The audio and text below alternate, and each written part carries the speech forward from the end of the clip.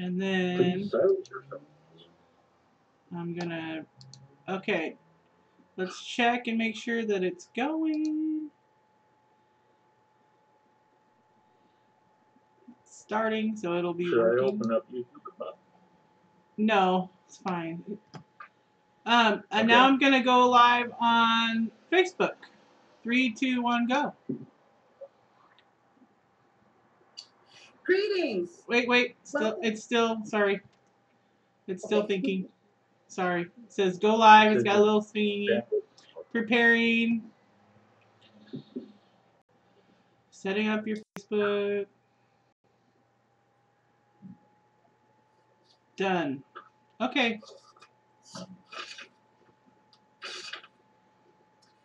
Greetings. Welcome to Evolving Communities. Today we are focusing on the state. Is it still doing yes. some buffering? Okay, go. Greetings.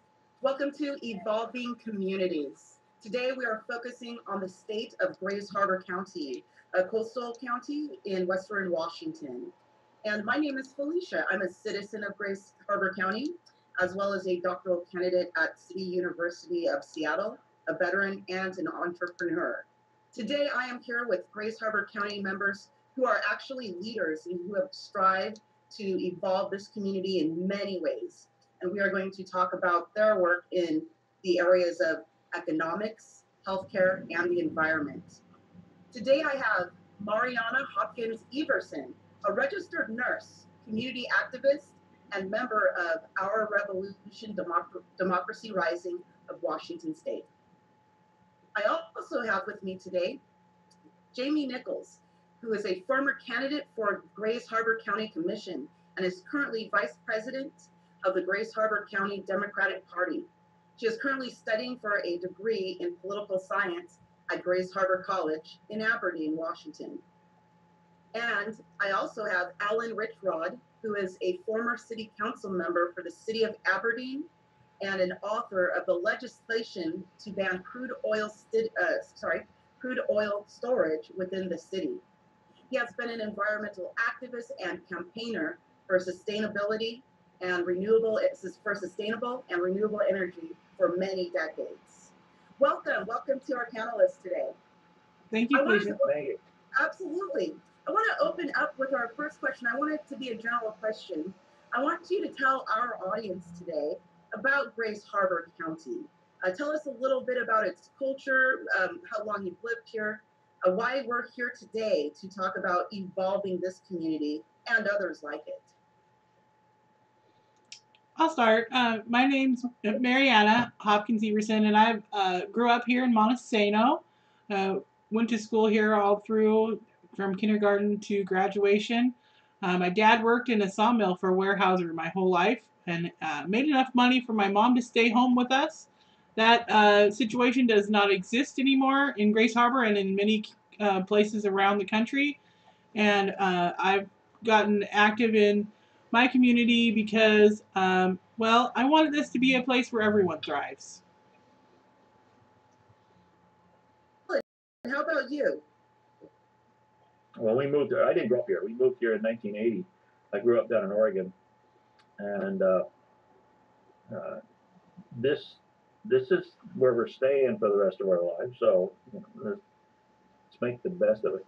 But I've seen so much improvement and rejuvenation and revitalization around the Northwest that isn't happening here, and it can happen here. So I'm getting active in trying to make it happen.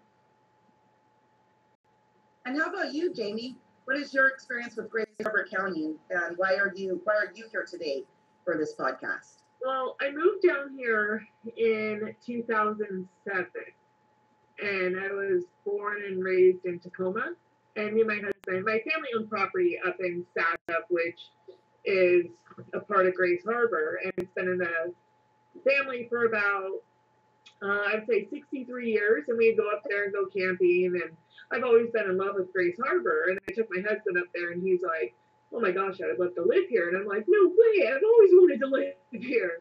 So we found a house and moved down, and a lot of our friends are like, "Why would you guys live down there?" They're like, "Well, have you ever watched the movie like the Andy Griffith Show? Like Grays Harbor County is seriously Mayberry. It is a small little town, and I love it. I don't want to live anywhere else." Well, you know what's fascinating is everybody has a reason to come here, or everyone, has a reason to stay here. But I think that as we get into this, we'll start talking about, our people still staying here, our young people still wanting to build families here. And what is it that we can do to assure that there is longevity with families here, as well as, we can market this as a place for families to move here. So I want to begin our discussion about the state of Grays Harbor economy. I'm going to start with Jamie today. From your point of view and in your capacity and experience, especially as a political activist, and the current economic state of Grays Harbor from your perspective. It was really, I always thought it was good, something really great, and there was a lot of local, most of the best jobs that there is, good paying family wage jobs, are not as, we don't have as many of them as we used to in Grays Harbor anymore. We've lost a lot of people for the logging industry isn't what it used to be. I was actually looking online today, and I found that the most common jobs held by residents of Grays Harbor County are actually in food service, which is insane. There's not enough family wage jobs in Grays Harbor County. Like, personally, my husband has to go out of town to work. He works up in Pierce County just to be able to get a good wage job. How far is Pierce County from Grays Harbor in terms of driving? 150-mile round trip every day. Wow. And that's incredible for families who live here, who are looking for those living wage jobs. That's a significant added expense, not only in time, but of course in gas, especially gas. And that's incredible. What about you, Alan? What are your thoughts on the state of Grays Harbor's economy today? Well, it's I kind of liken it to Astoria, where we lived for a number of years. Astoria, kind of within a couple of years, they lost the Crown Zellerback Timber Company, and they lost the sawmills, and they lost the Bumblebee Seafood Company, and they lost the American Canning Company, and they lost the cold storage, and lost the shipyard, and they rolled over and died, and the sun came up the next day. So people got active and rebuilt a new economy based on what they had left, and that's what we're trying to do here in Grays Harbor. The old growth trees are kind of gone now, but we've got literally have a blank slate to work with to build a new economy based on sustainable industry and renewable energy and that kind of stuff. And cooperative industry is happening around the country. And this could be a mecca for that sort of thing. Really quick, you mentioned that Astoria, spent a lot of time changing their economy. What are they? Would you say that they have a sustainable economy now, when that it is based on cooperatives? There's a component of that. It's largely, it was the tourist base that fired it off, and it happened kind of in conjunction with the dot-com boom of the mid 90s. But that spawned development along the waterfront, and there's, as far as Aberdeen's concerned, that can be a component of it, but we've also got an industrial base that we're not really using, and we need to develop that. Right. The area is half the size of Aberdeen. That's right, it is. So Astoria has about, I think it's a population of 8,000 people. Between 8 and 10, call 9, I guess. Right. Yeah. Mariana, you mentioned that your father he worked for Weyerhaeuser, who was of course one of the major, yeah, Weyerhaeuser, and who was of course a major timber industry here in Washington and here in Grace Harbor County. Since the timber industry has gone pretty much by the wayside, what have you seen in terms of Grace Harbor County's economy? What are some of the changes that you've seen? Well, there's been so many changes. One change that I'd like to highlight is we have a nice community hospital that was our community has invested in over the years, and they're struggling right now to stay open because people who had living wage jobs and good benefits have moved away, and there aren't those jobs with good benefits. So the people that are using the healthcare system in Grace Harbor, 70% are Medicare or Medicaid. So the hospital's reimbursement rate is way lower than it used to be. So it's struggling to keep afloat right now. So that's one thing. But just all the effects of poverty. The poverty rate in Grace Harbor is close to 19%. Like 32% of children in Grace Harbor live in poverty. And so the poverty rate in Grace Harbor is astounding. And with poverty, you know, that brings all other kinds of problems, you know, teenage pregnancies, you know, low birth weights, low life expectancy. We have the lowest life expectancy in Washington State, Grace Harbor. The highest rates of, you know, people who smoke, people who do drugs, people, you know, mental health problems, you know, in the top 3 and all of that stuff. So with poverty comes all of these other problems, and generational poverty, you know, it's difficult to get out of being poor. It's a hard work to be poor. It's really hard work. So yeah, we definitely have challenges ahead of us. Right. Since you've grown up here, would you in a sense say that you're seeing, and this question is for all of you, are you seeing that there is a wealth income gap here in Grace Harbor County? I know one of the leaders here, Doreen Cato, mentioned that you can kind of see the wealth income gap here when you drive through Aberdeen, and you see the neighborhoods that are on the flatlands, and then the neighborhoods that are on the hills, and how people differentiate where they live, you know, by saying, "Oh, I live up in the hills. I don't live on the flats." Right. You know, do you guys see the wealth income gap here in Grace Harbor County? Well, I grew up here. I grew up here, but I lived in Montesano. It's a little bit socially different than Aberdeen. But I can tell you from my adulthood experience that it's changed a little bit. So the people that used to live on the hill and had these big houses and stuff, they had a lot of money, and then the real estate value just dumped. So they all left. Not all of them, but a lot of people left, or they built a new house higher up on the hill. And so I would say that kind of the middle class of Aberdeen lives on the hill now. The people in poverty live in the flats, and then the few people that are here left that have a bunch of money, they either have another house somewhere else that they live, you know, dual coastal or something, or they built a new house up a little bit higher. So that would be how I would see it. What do you guys think? Yeah, Alan, what is your thoughts on the wealth income gap in Grace Harbor? That's true. You can't not see it, really. But it's interesting to note that at the beginning of the 20th century, in the teens and 20s, that Grace Harbor County, Washington, had the highest per capita rate of millionaires of any county in the United States. And it was largely because of the growth timber. And there's a legacy of that. And that's where a lot of that came from. A lot of the families do return money and effort to the community and that sort of thing. But yeah, you can certainly see it. We have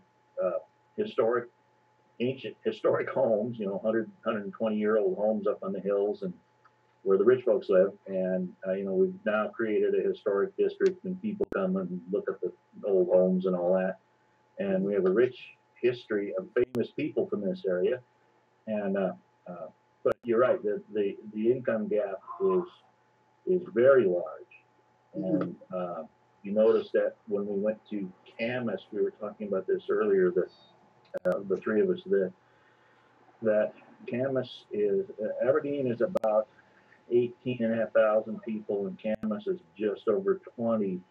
But the median household income in Camas is twice what it is in Aberdeen, and it shows in the town.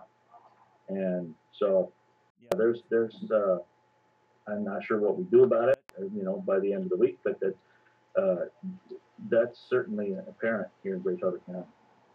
Right. Jamie, as you go around and speak with citizens about a variety of community and political issues, do they bring up the wealth income gap, or some of the things that Alan and Mariana mentioned when it comes to poverty, or the loss of living wage jobs and legacy families? Well, what I noticed is it's not so much. I noticed that people have the blame backwards. They will sit there and they're like, damn these poor people on welfare. And they're the reason why I don't have a job. It's like, no, that's not the reason. The whole system is screwed against the middle class and favors the top 1%. And that's just the way it works. And as long as we're pointing the finger at someone, we won't look at the real problem. Right. Yep. I think all these issues are critical, and towards the end of our discussion, or towards the end of our questions, we will have a discussion, and we'll be able to talk a little more about these issues. But I want us to move on, and let's talk a little bit about the social state of Grace Harbor County. And we've I think Mariana actually brought it up when she spoke about poverty and how poverty brings other issues, including health issues of health. But I would ask, what are some of the drivers of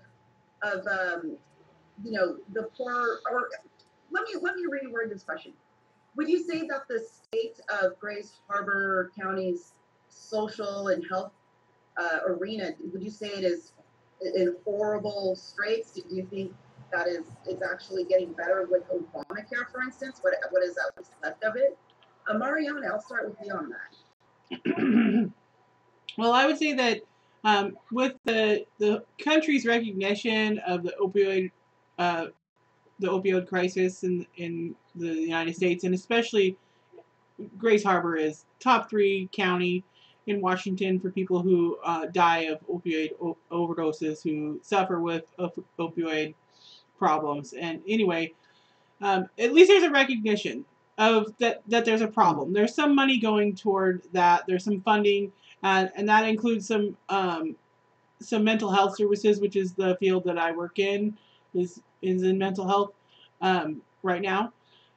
So at least there's an acknowledgement now. In the past, when we've had different epidemics of drugs like crack or coke or whatever, meth is still a problem, but the country didn't want to recognize it. They wanted to blame the people that had the problem rather than blame the system that's not helping the people. So at least they're acknowledging that there needs to be a system to help, and so there's some funding and there's some new services. There's new agencies that are helping people. So it remains to be seen how much impact that will be able to help. How much impact that will have on the county, but at least it's there, and they're working really hard, and we're referring people to those agencies every single day where I work. So hopefully that will have an impact. But the part of the problem is that it's kind of generational. Kids saw their parents doing drugs. 1 in 5, I think, kids reports that they don't think that doing drugs is really a big deal, or it's a big problem. And they've tried it. Like 1 in 10 seniors in high school have tried some illegal substance or use opioid pills to get high, or have used them. So those are big problems. So it's going to be an educational thing for us to get into schools, get kids involved, get kids knowing, that they can have a different life than what they saw their uncle do or their aunt do, or, because I think that as far as substance abuse, it kind of evolved from alcoholism to, opioids over the generations. That's what I've seen anyway. Right. Kimmy, this question is for you. What are some of the social problems that you're seeing in Grace Harbor County, and are you seeing any improvement, other than the opioid epidemic? I know that right when I moved down here, Walmart was just a regular Walmart. It wasn't a super Walmart. And after they expanded and became a super Walmart, which I don't know if that was a properly done deal with the mayor at the time, but that's a whole nother story for that expansion. But I've heard rumors that there was a lot of small businesses down here, and Grace Harbor used to be booming with little mom and pop shops, and we used to have a mall, and now it's like a go-kart track part of it, and then Sears, and that's it. But there was things that used to be here currently. So when we moved down here, it was actually not in the best time. We got here after the thriving time of Grace Harbor. So. Right. What about you, Alan? Do you see any social problems that are either on the increase or that are actually on the decline in Grace Harbor County? Well, I don't know that I would add too much to what the other two have said. They pretty well covered it. But and homelessness is a problem, and yes, it's not unique to Grace Harbor. It's unique to humanity, and that might be the only addition I would make. It's right. no different than it is anywhere else. Do you think that homelessness has increased in Grace Harbor? The county office that takes care of those numbers has said that it has, and I think it's roughly proportional to the increase in Seattle, Tacoma, Olympia, Centralia, anywhere else, and and it's something that cities are dealing with, and as David Barsamyan pointed out, it's a systemic problem that stems from the national level, and it's well, it all runs downhill, right? And the cities and municipalities are left with trying to figure out how to fix the problem when not much is happening in the upper end to shut off the flow. So I understand actually that there's only one shelter in Grace Harbor County. Is that so? There's more shelters. There's have. Can you hear me? Good. Yeah. Okay. So you have the Union Gospel Mission, and that's only for men. And then you have the Friendship House, and that's for women and children. But the thing is, if it's a mom and say she has 2 kids and one of them's a girl and one's a 9-year-old boy, that 9-year-old boy is not allowed to stay with his mom at night at that house because he's considered a predator at that time, at that age. At 9 years old. So she has to decide if she's going to send her little boy over to the gospel mission or send him on the street. No. That's insane. And right now, Grace Harbor, we have for every 100 extremely low income families, we only have 17 housing units per 100 families. 17. Yeah, which is crazy. Yeah, that's worse than I thought. Yeah, that's these horrible. are numbers that I had these numbers in 2016 when I was running for office, when I was pulling up tons of statistics about Grace Harbor County. And the low income for Grace Harbor is defined as $15,630 for a family of 4. Wow. That's insane. I mean, I know a lot of people who struggle on $30,000 for a family of four. Yeah. It's a huge problem, and I know that it's a systemic problem that's on the national level and all that, but when 16,000 people out of 70,000 people are homeless and they live here, they even if they moved here, it doesn't matter. They live here. They're part of our community, and they deserve the respect that everybody else gets. It's hard to be homeless. Can you imagine? We just had snow. There was at least 400 people living rough in a tent outside during that 20-degree weather that we just had 2 nights ago. There's some stopgap things with the Revival of Grace Harbor, or having the warming shelter on nights that are below a certain temperature. Luckily, they have a new church to help them sponsor them, and so they have a space to use now again. But those are not long-term solutions, and it's going to take all of us. We can't just say, "Oh, the city's going to take care of it," or the county, or no. It really has to be all of us working together to find all kinds of different solutions. So. Right. And yeah, and like you said, it's systemic, and Alan mentioned that it begins at the national level. And Jamie's presenting these statistics. And so you would think that, well, if people don't even have a heart, at least they would want to make these systemic changes, with their wallet in mind, right? I think that homelessness and the opioid epidemic, for instance, these are things that cost employers, they cost, citizens and taxpayers. And if we really want to save money, then we should take care of other people, and that's just from an economic. It costs more to help somebody who's homeless than it does to just give them a home. So if they're homeless, they have food stamps and Social Security, or some other kind of funding, and then somebody's helping them with the food bank and the clothing bank, and we're getting them some shoes, and they're just surviving. They can't look for a job. They can't find a shower. So all those things add up, and it's more than it would cost to just rent them an apartment, which we don't have enough of. So that's part of the problem, right? Yeah. So and we'll definitely touch upon the opportunities in these problems, because if I were a developer, I would want to see opportunity in that.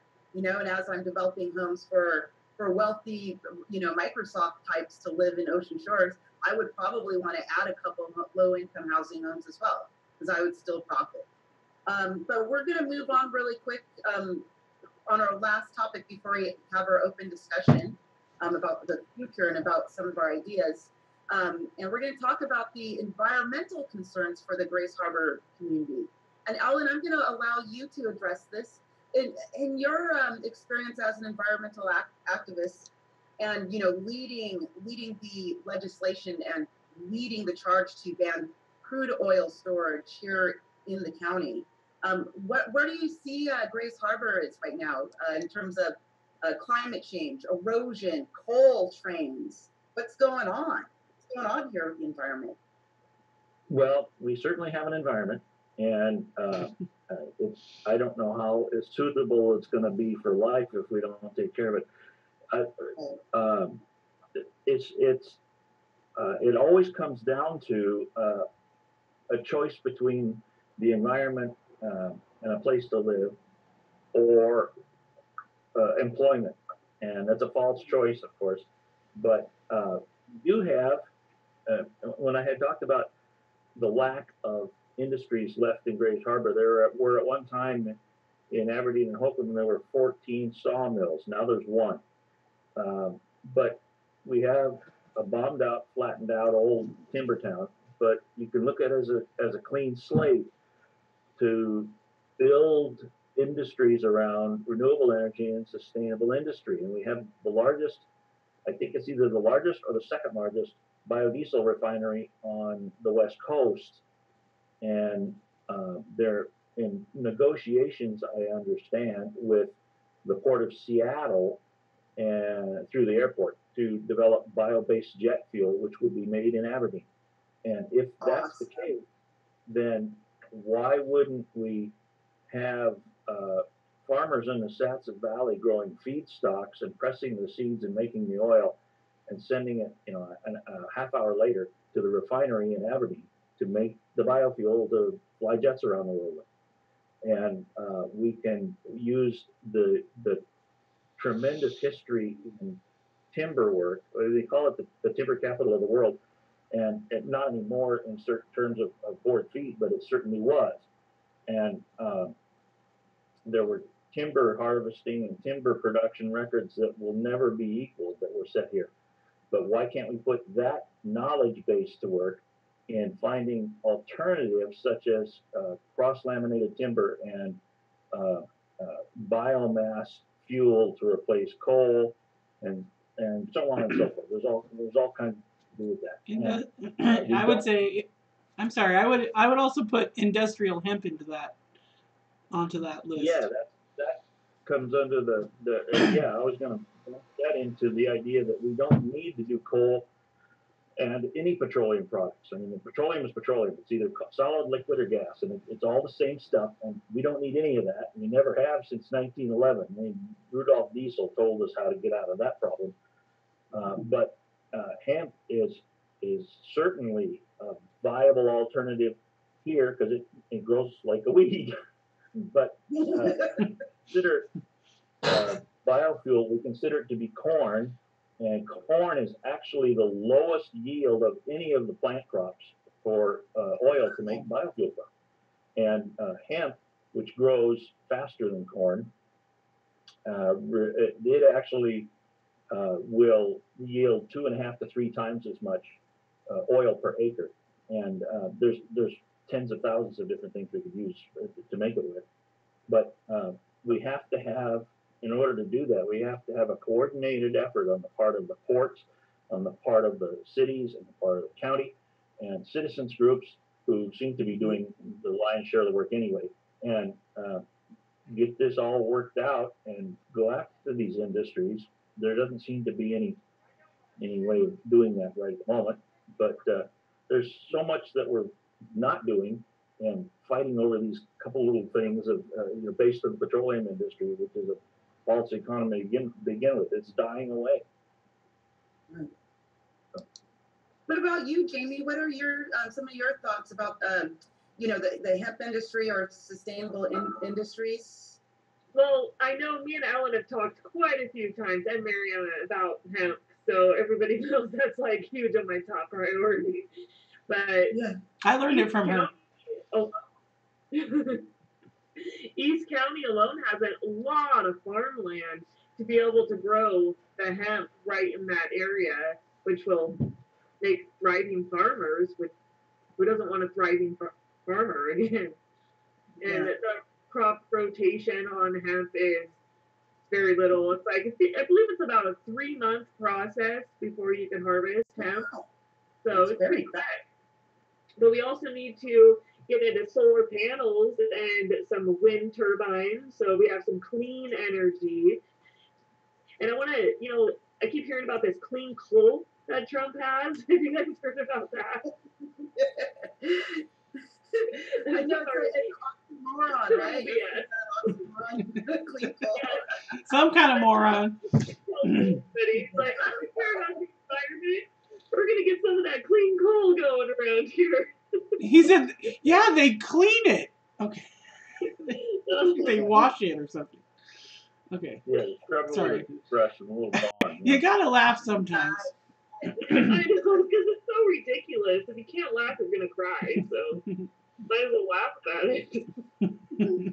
Well, before we wrap up our environmental area, I want to ask all of you, do you think that Grays Harbor County and Washington Coast in general, do you think that we are ready for rising seas and warming oceans? Do you think that our fisheries can withstand that our tourism industries can withstand, climate change? Are we prepared as a county? Lord willing, and the seas don't rise. Well, I can tell you though that working with the city on the development of the levee project, Yeah. Timberworks is the code name for it, but it's a levee system that goes up the Wishkah River and down to the Chehalis River, down the river in front of Aberdeen, Hoquiam, and goes up the Hoquiam River. And the revision is set by FEMA. The how high that is set by FEMA. And originally for I believe for the south side, it was set at 12 feet above the datum. The datum point is just some point on a map below the surface of the water, but it was set at 12 feet for south side, and now it has been revised at least twice in the last 3 years to 13 feet. Now it's 14 feet, and allowing for sea level rise, which it's gonna. That's the people who build this levee system are going to be long dead. You know, their grandchildren are going to be using it. So we got to plan for that. Yeah. That's incredible. What do we have time for, Alan? What do we have time for? Didn't you say we have time for that? What do we have time for that? For a plan, you said a plan for that. For Oh, that, okay. For Okay. sea level. Okay. Okay. Yeah. No. The sea level rise has been taken into account at least twice in the planning. Okay. And now I understand. So the levee is taller now than it was going to be.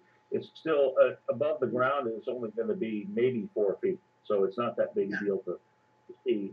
But it's still the rivers. Grays Harbor sits in a bay, you know, a half hour from the ocean, and it's all going to come up. So yeah. So do you think at some point? Do you think at some point we'll kind of look up at the ocean? We'll be, I mean, how high can you build that wall before? You know, you have to just expect that you're going to have to move uphill. Yeah. That's the choice you have. You can either build the wall higher, or you can, like the Hola is moving the entire village. That's proving to be very problematic for them, but they're working on it. But keeping the sea away from your arable land, the Dutch have been doing it for 1,000 years, so it can be done. But you have to. It takes time and money. And when you talk about money, then people get a little squeamish, and then political will, and there's all this other stuff. But sea level rise doesn't care. The water just comes in whether you like it or not. But you have to deal with pumps, and then there's catch basins. Aberdeen has one already, and there's more planned. It's a whole system, not just building a wall. Right. You know, I went up to the Capitol and I sat in on this forum about emergency response in the event of a tsunami or something like that. And Grays Harbor County is level 4. So level 4 priority that they will come to us. Wow. So they're more, more like Seattle's level 1 would be level 1. Yeah. So you better like prepare for yourself because they're not coming to help us for a while. Well, you know, I understand like Grays Harbor in general is not an emergency care district or something like that. So what do you mean? Tsunami. Well, I heard that you know, we don't have certain emergency care facilities and you know, doctors and so that if like a major natural disaster like a tsunami happened or significant implications from climate change happen, we have to fly patients to Seattle. Okay, well, the hospital has an emergency preparedness plan that they practice every, I think, September. And last year, the Cascadia Rising tsunami drill, we had a drill. You know, there was an earthquake, the tsunami was on its way, this building doesn't work. You know, we go through the whole scenario. And we do have a National Guard station in Grays Harbor that if they can get from Clemens Hill to Grays Harbor Community Hospital, they would be a big help as far as like decontamination and stuff.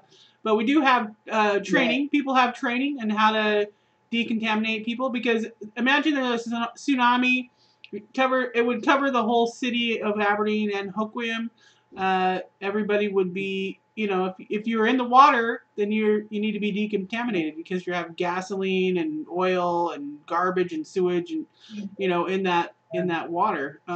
So they do have emergency response plan. They do have supplies for that storage, and it has to be up.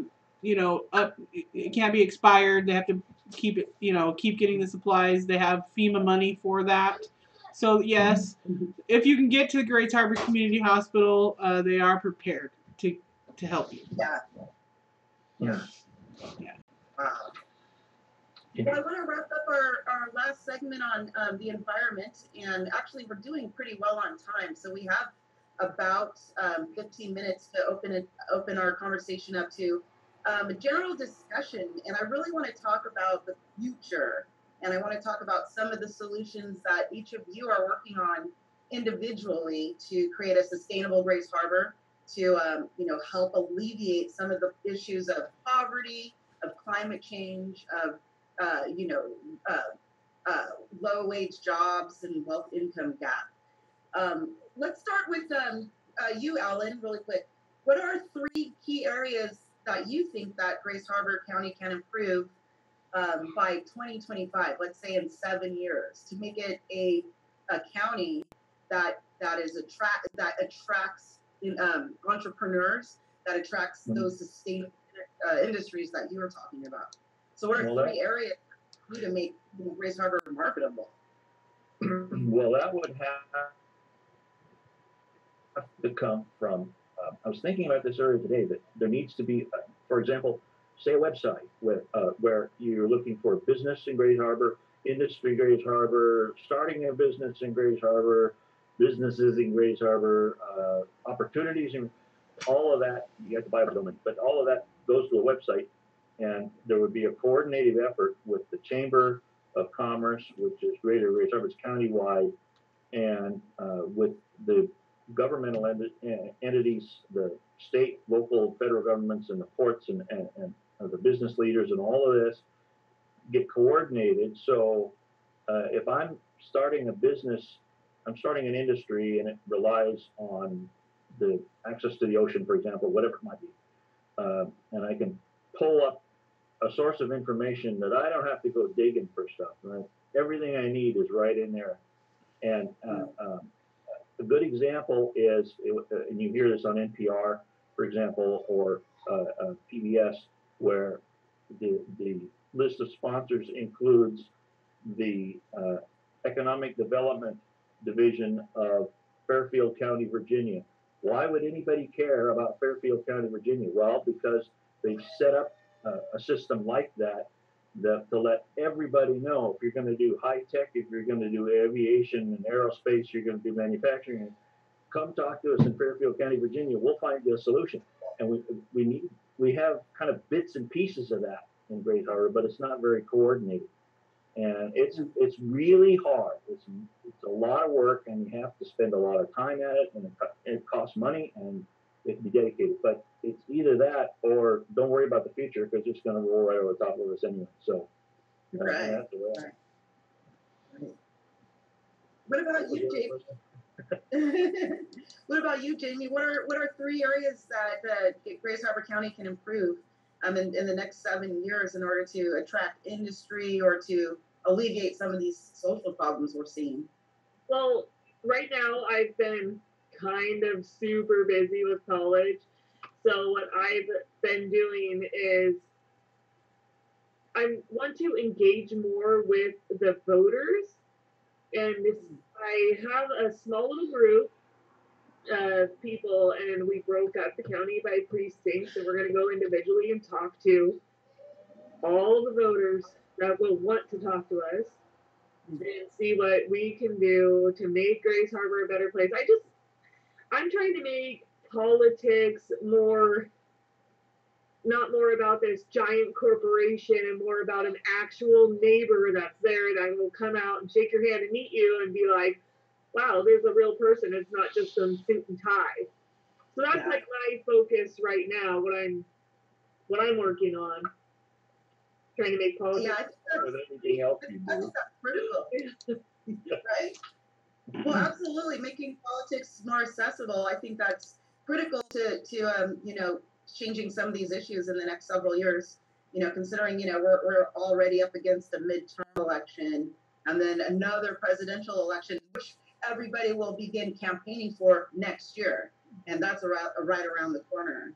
So Yeah. I can see that. It's coming up, but it's kind of crazy though. After being involved in the college and seeing all these, 17, 18-year-old kids, how many people, or even people older that are in their 40s, that just don't have this common sense knowledge about the way the system works, how you vote, how you can register to vote, simple things like that. And I think we need a lot more education in those little in those departments. Be like, no, it's not a big deal. Here, look, go to registration form. Me and Mariana went up to the college. We ended up registering like 22 people in like 4 hours. And Yeah. it's crazy. It was that really many people who were not registered. Yeah. I was actually surprised that so many were. Actually, I thought the number was going to be bigger. I was really proud of them when they would say, this 20-year-old or 17-year-old or 18-year-old, I guess, would say, yeah, I'm already registered. I just voted. And I'm like, all right. I was really proud. I thought it was going to be more, people to register. But that was a really fun day, Jamie. Thank you for that. Yeah. And We need to do that again now. yeah, a lot more stuff. I got a list. Oh, good deal. We'll put our list together. Yeah, just mash them. They probably have the same things on them. Probably. What about you, Don't Rory? forget the whole Washington initiative too. That is Mariana's doing the yeoman's job of like 3 or 4 people, and to get that shepherded through, and we're getting signatures like crazy on the petitions, and that's going to go a long way to solving some of the problems that Grays Harbor has. That's right. Yeah, That's Mariana, right. why don't you talk about some of those initiatives that you're working on for our audience so they know a little bit about what's going on there? Okay, I'm really excited to be a steering committee member of Whole Washington, www.wholewashington.org. We have an initiative, I-1600, that is creates a healthcare trust so that it's a single payer system for all residents of Washington State. Everybody in, nobody out. The petitions are out. We need 300,000 signatures by July 1st, and wow, we've already got a lot of signatures. It's in the thousands of what we have. People all over the state. There's over 300 volunteers who are working on this. All of it has been volunteer up until now. We just hired a campaign manager just last week or the week before, so that he's the first paid person. It's been a grassroots effort by nurses, doctors, people in the medical field, people out of the medical field have been working on that. And the cool thing is that always when you bring up a single payer system, the question everybody wants to know is, how do you pay for it? And so Whole Washington did a great thing, and they raised the money and they paid for the funding study first. So the funding is done. The only thing that is a little bit tough on the funding system is the Washington State has in our Constitution a ban on an income tax. So we can't have a state income tax. Well, we can have a state income tax, but it can't be progressive. It has to be everybody pays the same. So it made it a little bit complicated, but we still found a way, and it will work, and everybody will save money. Actually, the state of Washington will save $9 billion a year with this single payer system. State of Washington. So, and the other thing you can talk about, sorry, I can talk about it all day, but if you talk about small businesses, we in Grays Harbor want to grow our small businesses, right? That's what feeds our economy. We want more businesses that pay living wage jobs. And what this would do was take the healthcare costs. So the healthcare costs that employers pay right now is about 14% of a payroll tax, and this would take it down to 8.5% payroll tax for their employees. So entrepreneurs, small business owners, even big business owners would save a ton of money, and it would take that bureaucracy really out of their hands. They wouldn't have to deal with what insurance company they're going to use, how they're going to cover it. Everybody would be covered. Every single person in Washington would be covered, and they would all save money. Well, okay, people with a lot of, there's a capital gains tax included, so people with a lot of, things that can be taxed and taxable in that sort of situation, they probably would pay a little bit more. But other than that, Right. the regular citizen would save a ton of money and be covered for Right. everything. So I'm sorry, be covered for everything.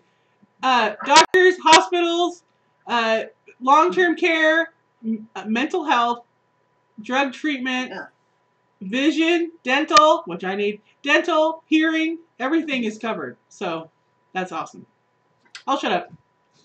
You know, that's brilliant. No, I think it's important because when I look at Grace Harbor County, I look at it in the context of not only sustainability, but in the context of the third industrial revolution, which is, turning away from fossil fuel based industries and going more towards sustainable, renewable energies, more towards technology, artificial intelligence.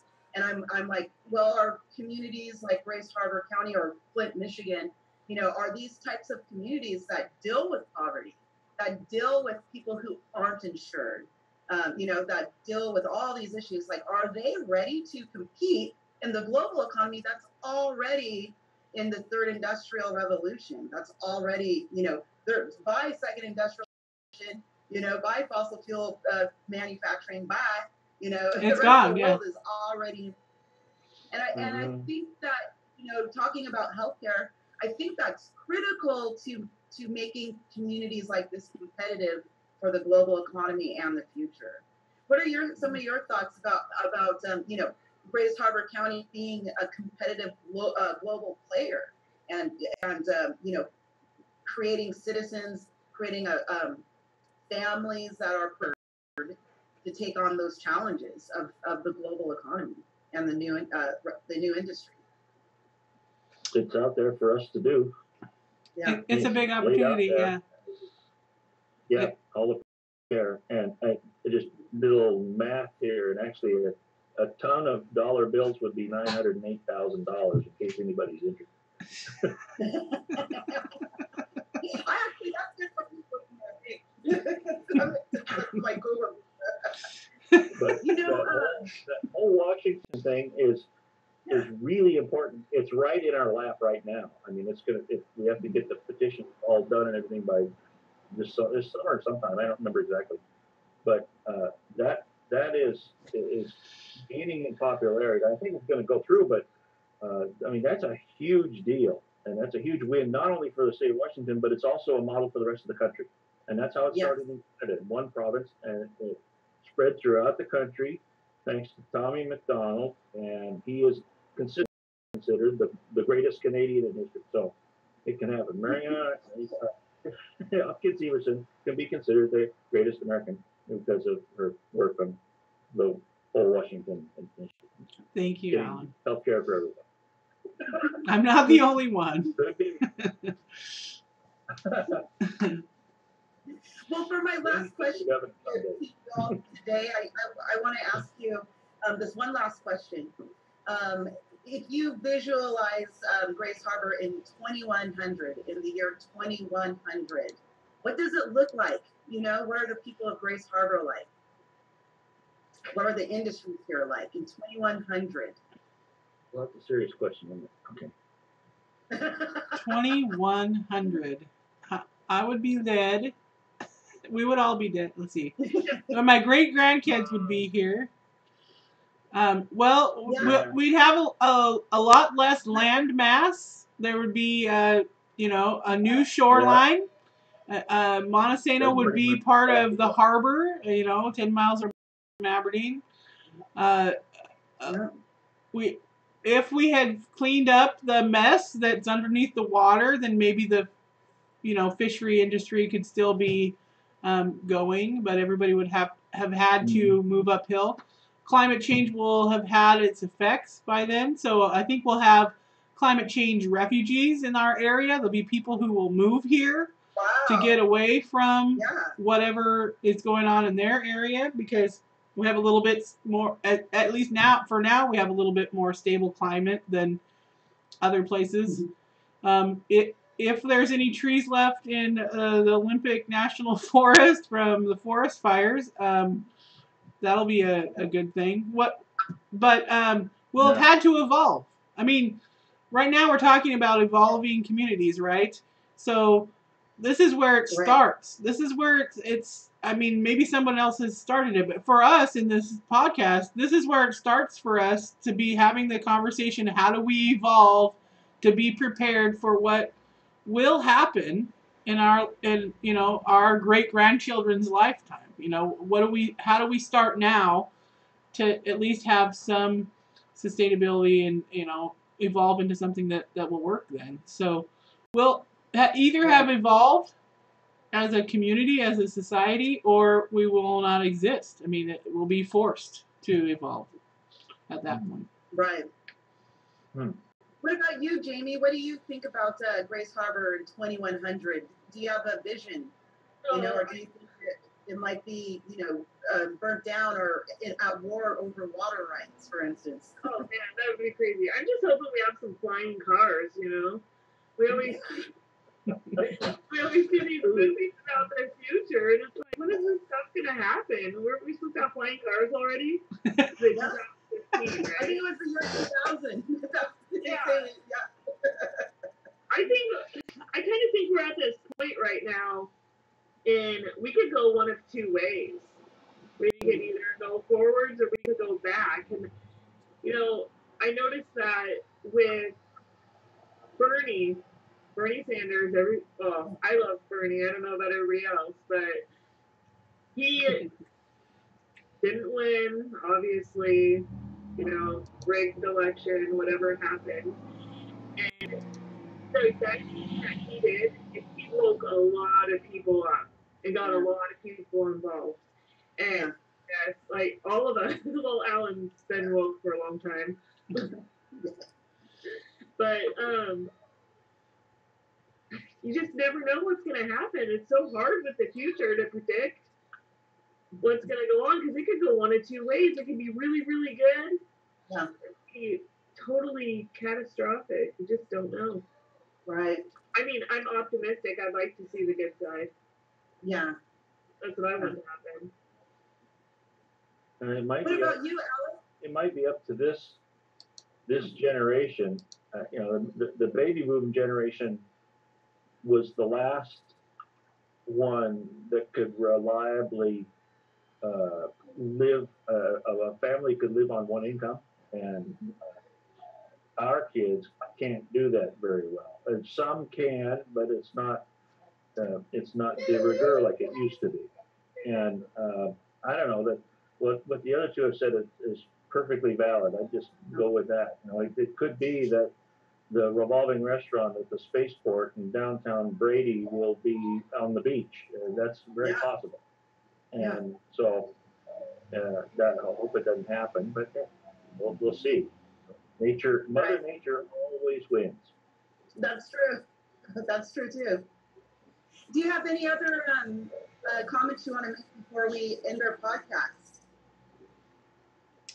I just want to thank all of you for being here for our first podcast, first episode. I think that this is going to be so fun and so informative for our community. I hope people watch. And if you watched our live stream, please share it with everybody that you can.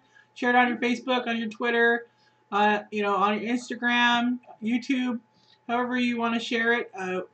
We're really excited to be doing this, and we think this is a turning point for Grace Harbor County and beyond, and my kids coming in.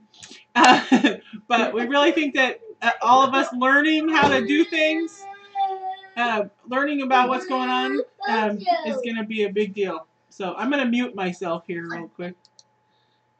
No problem. I just want to let our audience know that who the panelists were today. There were Jamie Nichols, Alan Richmond, and Mariana Hopkins Everson. And you will see them in upcoming podcasts. Our next one is in March. It is. Oh, wow, it's almost March. Our next one is in just a couple weeks, actually, and we are going to talk about education with Doreen Cato and some other members of the Grays Harbor Community's educational system. So we will let you know. Please stay tuned.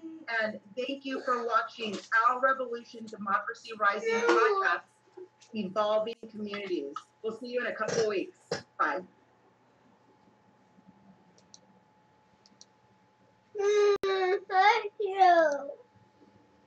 Yep. Are we good, Mariana? Yeah, we've stopped. As far, hold on, let me check.